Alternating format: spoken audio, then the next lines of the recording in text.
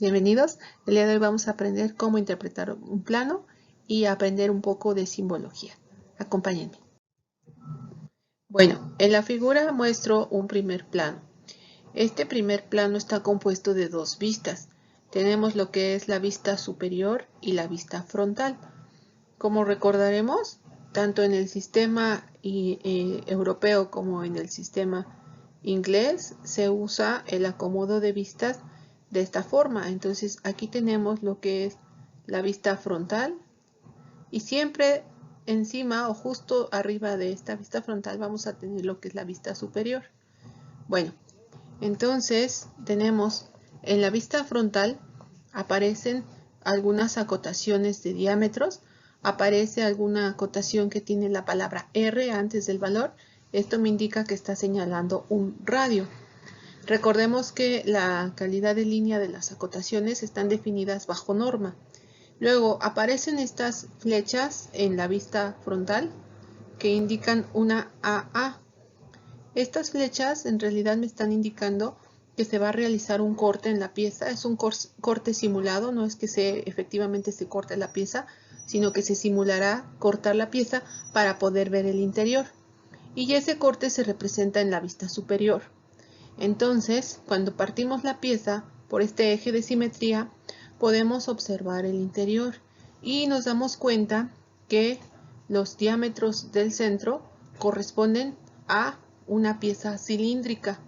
Aquí tenemos un cilindro y que después va a engrosar en la última parte o en la parte superior. Entonces, ¿cómo reconozco que esto es un cilindro? Bueno, aquí podemos ver también que aparece un eje que representamos con una raya larga, una raya corta y una raya larga. Este eje es un eje de revolución. Esto me indica que la pieza va a estar revolucionada a 360 grados y me va a dar por resultado un cilindro. Ahora, cuando se realiza el corte, la parte que es sólida se va a ashurar con líneas a 45 grados separadas 3 milímetros, como se muestra aquí. En esta zona se ha ashurado. Esto me representa que en realidad la pieza en esta parte es sólida y lo que no se ashura representa partes huecas. Entonces se tiene que notar una calidad de línea entre el ashurado y el contorno de la figura. Este corte lo señalo con esta parte que dice corte AA y que en realidad me hace referencia a lo que en la vista frontal señalé con estas flechas. Las acotaciones no todas se necesitan colocar, pues algunas pueden sacarse a partir de las otras. Por ejemplo, la altura total en de esta parte no la colocan como una acotación, dado que se puede sacar por la suma de estas dos. En este segundo plano que vemos, tenemos un corte en isométrico. El isométrico ya nos aporta bastante información y ahora haciendo el corte de 90 grados, retirándole la cuarta parte de la pieza, entonces me aporta más información. En este caso, no es necesario realizar vistas. Con una sola vista, en este caso lo que es corte en isométrico, queda definido el objeto. Entonces, aquí podemos ver que tenemos lo que es igual el ashurado para las partes sólidas y lo que son los huecos, pues lo representamos con ejes o aparecen sin ashurar.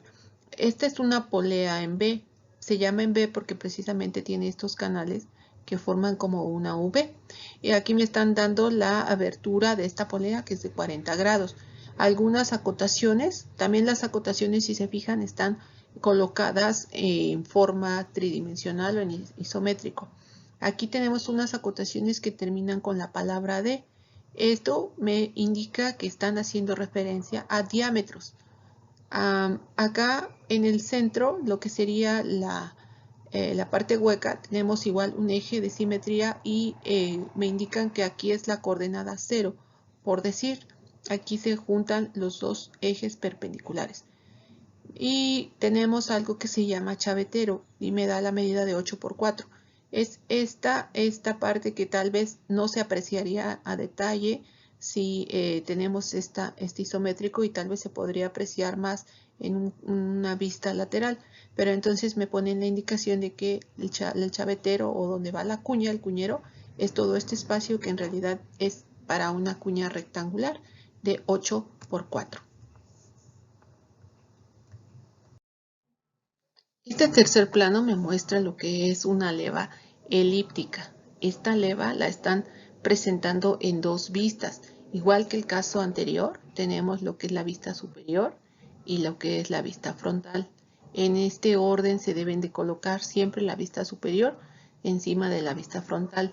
Si nosotros seguimos este eje, vemos que debe coincidir perfectamente con el eje de la línea oculta que está en la parte de abajo.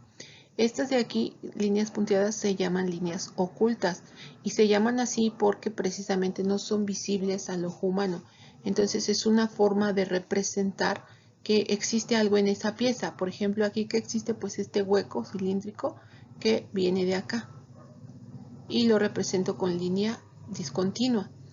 En cambio, en el eje de revolución utilizo raya, punto, que esto lo podemos encontrar en el alfabeto de líneas. También aparecen acotaciones, se acota tanto parte superior como parte inferior.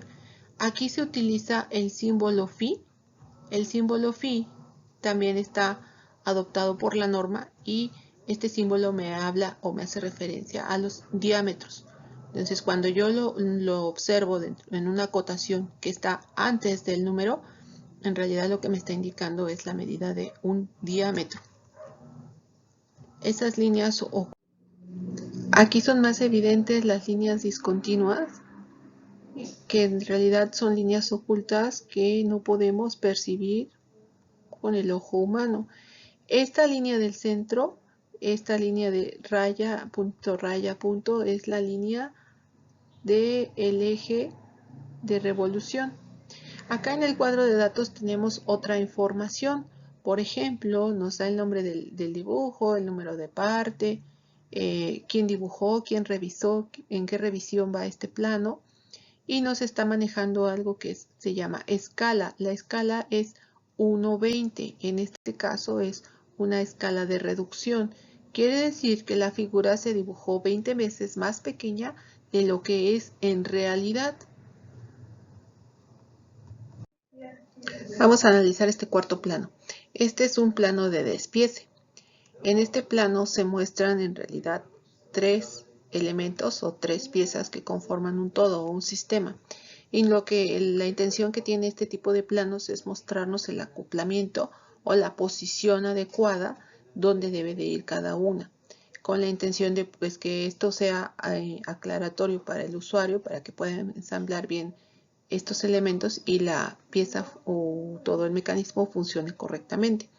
Entonces tenemos en un inicio lo que es con el 1, lo que es la parte rígida o la bancada. Si nos fijamos, la bancada la representaron con un corte de 90 grados que nos muestra el interior y precisamente nos permite apreciar dónde va a ir alojada cada sección o cada parte. En el 2 nos están señalando lo que es una polea. Esta polea vemos que va al centro, que va entre estos dos soportes rígidos y que justo en medio va a llevar lo que es 3, el perno o esta como flecha. Con el número 3 la estamos señalando. También nos presenta lo que es el cuadro de datos. El cuadro de datos nos está aportando más información. Vemos cuántas piezas se necesitan para lograr este ensamble. Vemos que se necesita una pieza de cada uno. Nos dan las dimensiones del pasador o del perno. Nos dan el diámetro y la longitud. Nos están manejando lo que es la marca. En este caso, bueno, aquí no viene definido qué marca, solo nos hacen referencia con un número que posiblemente podemos encontrar en catálogos o en otro manual que maneje la empresa. La norma bajo la que se está dibujando o bajo la que se está trabajando, que es la DIN 7, el material de cada uno de estos elementos, que es en este caso fundiciones de hierro, nos están haciendo referencia de la fecha y de quién o quiénes participaron en este proyecto, tanto dibujándolo como revisándolo, y nos están manejando una escala. En este caso es una escala igual de reducción que nos dice que la pieza está reducida a 1.5 veces, lo cual quiere decir que es 1.5 veces más grande en la realidad. En este último plano les muestro lo que es un corte, pero ya se manejan lo que se llaman tolerancias.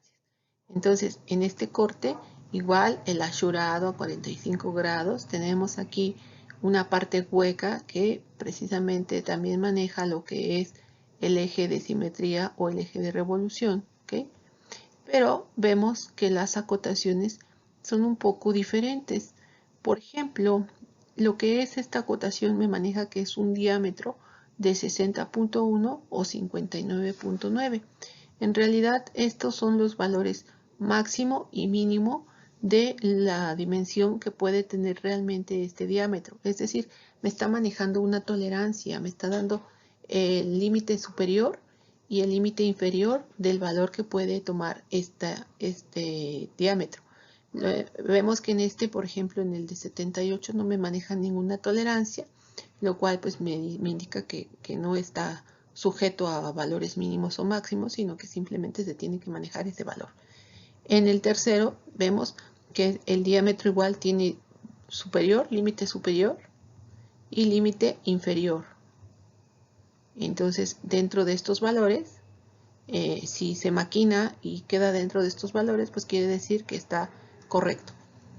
Lo mismo pasa para las otras acotaciones, me están dando valores máximos y valores mínimos. Ahora, en la parte superior aparece un como rectángulo con 3 cuadritos. Esos 3 cuadritos en realidad me hablan de tolerancias. Esa primer tolerancia que vemos es el símbolo de perpendicularidad. Este símbolo me dice que esta superficie que está señalando debe de ser perpendicular y debe de tener una dimensión de 0.1, no, bueno, aquí en este caso se maneja en milímetros, 0.1 milímetros, y debe ser perpendicular respecto a la superficie B. Acá vemos que está la superficie B, entonces esto me indica que entre este y este plano se deben de formar 90 grados o la perpendicularidad. Acá aparece el símbolo de 2 rayas paralelas. En realidad eso se conoce como paralelismo y me indica que esta superficie debe de ser paralela a la superficie A. Entonces acá tenemos la superficie A. Entonces lo que queremos considerar aquí o que se respete es que ambas piezas o ambas acabados, ambas superficies sean paralelas. Finalmente por acá aparece un símbolo como pareciera el de raíz cuadrada, pero en realidad es el símbolo de la rugosidad. Este símbolo de rugosidad lo que me indica es que la superficie que acabado puede tener o que tanta rugosidad puede admitir para este ensamble o para este mecanismo. Entonces hace referencia a que esta superficie del interior debe de manejar ciertos valores de rugosidad que aquí se especifican. Gracias por llegar hasta el final de este video, gracias por comentarlo, espero que les sirva bastante y nos vemos en el siguiente video. Hasta luego.